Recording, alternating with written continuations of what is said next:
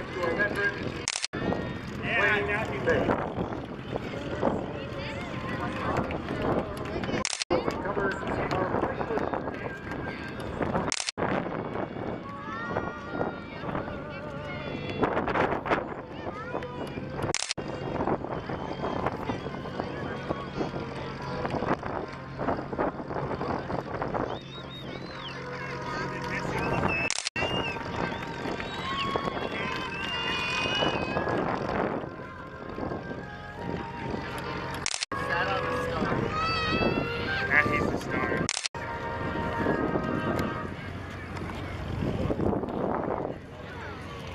Got it.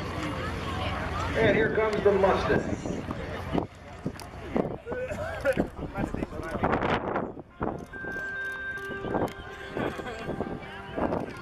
Still to come.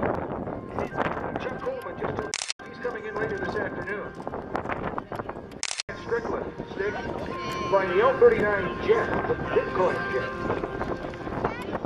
Parachute team will be back. More Lockheed technology from the past.